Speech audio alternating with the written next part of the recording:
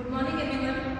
As we started the evaporation topic in last lecture, in that we see the definition of evaporation, then applications of evaporation and factors affecting rate of evaporation.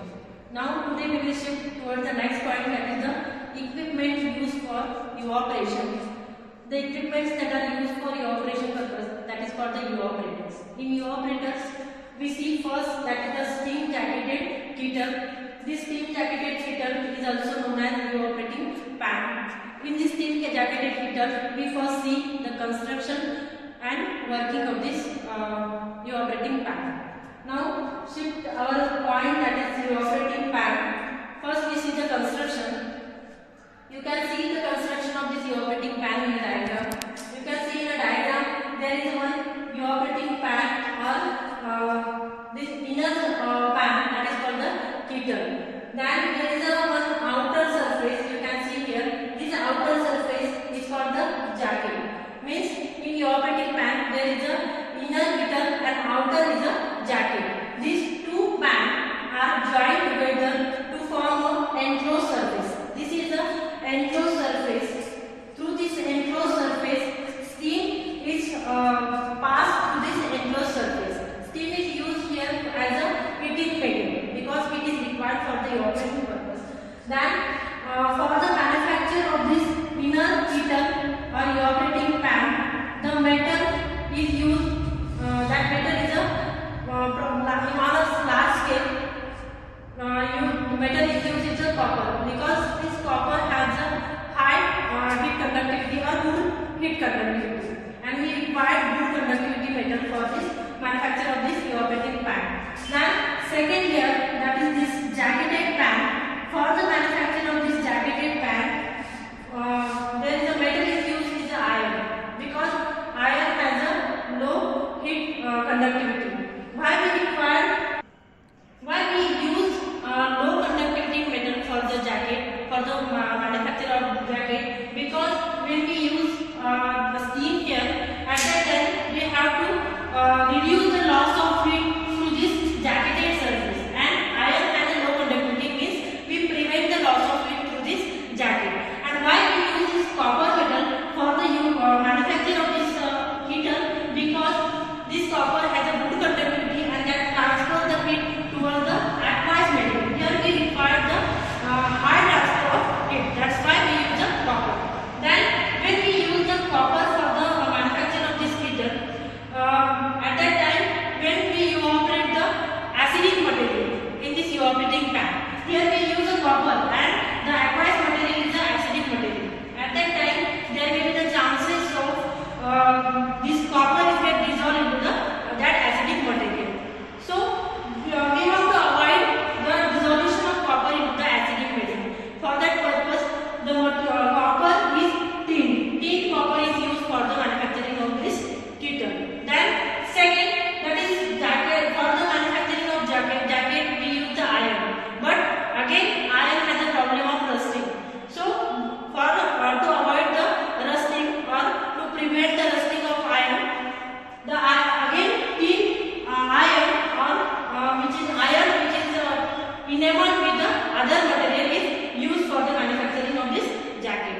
Then you can see in the diagram there is a inlet for steam and outlet, that is the vent outlet. This vent outlet is for the to exit the non-condensed gases. This both inlet for steam and outlet for the non-condensed gases it is provided at the top of the near to the top of jacket. Here this is the inlet for steam and outlet for the vent. Then next is the outlet for the concentrated product. Outlet for concentrated product is provided at the bottom of this evaporating pan. Okay, the concentrated